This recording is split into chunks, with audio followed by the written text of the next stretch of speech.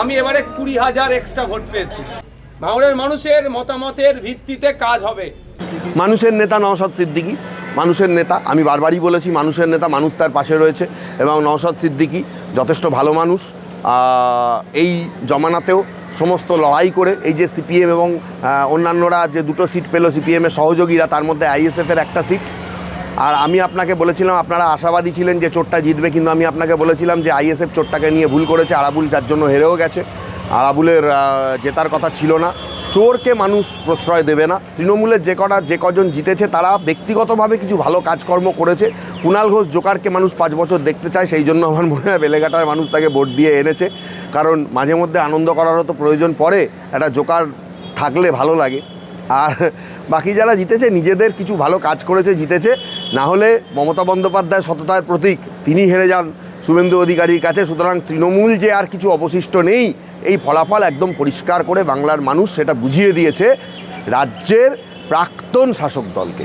এই মুহূর্তে উনি প্রাক্তন মুখ্যমন্ত্রী হয়ে গেছেন। উনি হারেননি সেটা ওনার মনে হচ্ছে, ওটার হ্যালুসিনেশন মনে হচ্ছে ওনার, মানে মানুষের অনেক সময় হয় এইরকম মস্তিষ্ক বিকৃতিও বলতে পারেন। বা অনেকে বলছেন যে এটা হই ইন্ডিয়া জোটে যাতে ওনাকে একটা ভালো জায়গায় রাখা হয়, অখিলেশ যাদব দেখা করতে আসছে।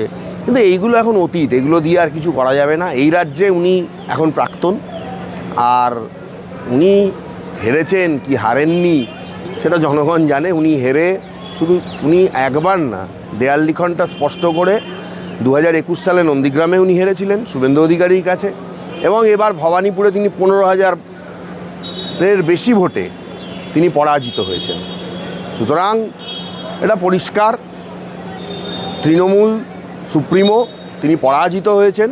প্রাক্তন মুখ্যমন্ত্রী তিনি আর মুখ্যমন্ত্রী নন।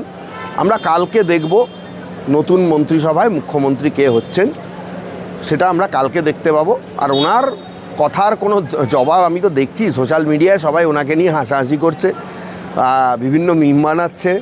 এবং সবথেকে বড় ব্যাপার হচ্ছে যে আয়রনি অফ দ্য ফেট, আজকে শান্তিনিকেতন বিল্ডিং, ওনার যে ভাইপোর অত বড় ম্যানশন যেখানে একটা থানা দাঁড়িয়ে থাকতো, সেখানে মানুষ আজকে সেলফি তুলছে, সাধারণ মানুষ দরজা খুলে ভেতরে ঢুকে যাচ্ছে। এটাই হওয়ার ছিল। সাধারণ মানুষকে পিছলে, সাধারণ মানুষের গলা টেপার চেষ্টা করলে মানুষ এইভাবেই বারবার জবাব দেয়। এটা কেন, মানে অভিষেক ব্যানার্জিকে টার্গেট করা হচ্ছে কেন? অবশ্যই আপনি আজকে দেখুন না, যে কজন মুখ খুলেছে, যে কজন তৃণমূলে, আজকে দেব কি বলছে? দেব এত বড় অভিনেতা, সে কি বলছে? আমি দাঁড়াতে চাইনি, আমি জানি ঘাটাল মাস্টার প্ল্যান কোনো দিনই হতো না, অভিষেক আমাকে দাঁড়াতে বাধ্য করেছে, অভিষেক আমাকে জোর করে বাধ্য করেছে দাঁড়াতে, না হলে বলেছে সিনেমায় আমার কেরিয়ার খারাপ হয়ে যাবে। তাহলে এইভাবে জোর করে একজনকে রাজনীতিতে নামানো যায়? ফলত যা হওয়ার সেটাই হয়েছে। আজকে বিভিন্ন জায়গা থেকে আমরা দেখতে পাচ্ছি বিভিন্ন মানুষ আজকে মুখ খুলছেন। আমি দেখলাম বহরমপুর পৌরসভা তো হারেনি তৃণমূল, আজকে শুধু বিধানসভা হেরেছে। বহরমপুর পৌরসভার যিনি পৌর প্রধান, নারুগোপাল না কি নাম, তিনি বলছেন যে এই আমলে, আমার আমলে মানে দিদির আমলে, একটা ছোট ঠেলা গাড়ি করেও কেউ যদি ব্যবসা করবে তার কাছ থেকেও একটা মাসোহারা তাকে সরকার নিয়ে তারপর তাকে ঠেলা গাড়িটা সেখানে রাস্তায় নামাতে দিয়েছে। একটা রিক্সাওয়ালার কাছ থেকে একটা নাম্বার প্লেট দিতে গিয়ে পয়সা নিয়েছে। এবং বিভিন্ন মানুষ মুখ খুলছেন। পঞ্চায়েতের যত অফিস 12টা 1টা অবধি প্রত্যেকটা জায়গায় তালা পড়ে গেছে, কারণ পঞ্চায়েতে সব থেকে বেশি চিটিংবাজি, সব থেকে বেশি 2 নম্বরই হতো। আজকে আপনি মফস্বলের যে কোনো জায়গায় যান, যে কোনো জেলায় যান, আপনি দেখতে পাবেন পরিস্থিতি কী হয়ে আছে। তৃণমূলের এখন আর কোনো দম্ভ কোনো কিছু কাজ করছে না।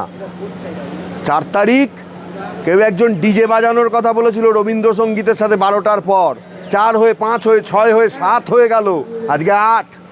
কালকে মন্ত্রিসভার শপথ, ডিজে কিন্তু আর বাজলো না। বিজেপির ডিজে বাজলো, তৃণমূলের ডিজেটা আর বাজাতে পারলো না। অভিষেক কি যুবরাজ না কবিরাজ কি যেন নাম দিয়েছিল তার, আমি জানি না, ঠিক আছে।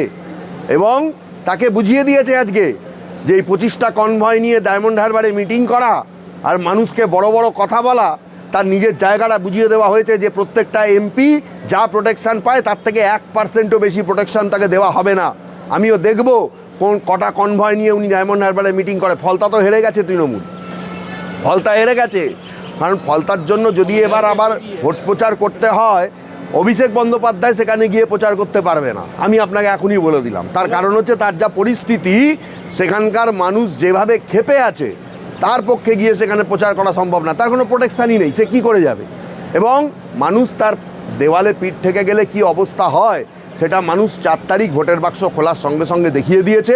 দুর্নীতি, রাহাজানি, চিটিংবাজি, ধাপ্পাবাজি, টাকা পয়সা নিয়ে লুট করা, মানুষ তার জবাব দিয়েছে। যে অভিষেক ব্যানার্জির নামে একাধিক অভিযোগ আছে, এবার কি তিনি জেলে যাবেন? না, জেলে যাত্রা হতেই পারে, হতেই পারে, কেন হবে না? অবশ্যই তাকে জেলে যাত্রা হওয়া উচিত। জাহাঙ্গীর অলরেডি জেলে ঢুকে গেছে, নতুন মন্ত্রিসভা গঠন হতে দিন, অভিষেক ব্যানার্জিও জেলে যাবে। এবং চন্দ্রনাথ রথকে যারা মেরেছে তাদের সঙ্গেও আমি মনে করি ঠিক সেই ব্যবহারটাই করা উচিত, যে ব্যবহারটা তাদের প্রাপ্য। পুলিশ ভালো কাজ করছে। চন্দ্রনাথ রথ তিনি একজন অরাজনৈতিক লোক। ভবানীপুরে শুভেন্দু অধিকারী জেতার জন্য তার আত্মসহায়ককে গুলি করা হয়েছে, যে হাত থেকে সেই গুলিটা বেরিয়েছে আমি দেখতে চাই সেই হাত ভেঙে গুড়িয়ে দেওয়া হোক। এই যে অভিষেক ব্যানার্জি বলেছিল যদি 1 টাকার দুর্নীতি দেখাতে পারে তাহলে আমি ধর্মতলা মাঠে। ও অনেক কিছুই বলে, ওকে বলুন যে গিয়ে কোটি কোটি টাকার দুর্নীতি, তার বিরুদ্ধে মানুষ ভোট দিয়েছে, তুমি ধর্মতলার মাঠে এসে বসে থাকো, তোমার রাজনৈতিক কেরিয়ার শেষ, তুমি আর কিছুই করতে পারবে না।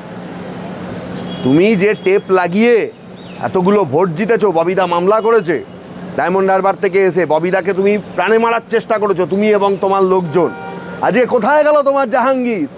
সাধারণ একটা ফুল বিক্রেতা, সাধারণ কিছু ব্যবসায়ী, তাদের কাছ থেকে পর্যন্ত জাহাঙ্গীরের লোকজন গিয়ে পয়সা নিত।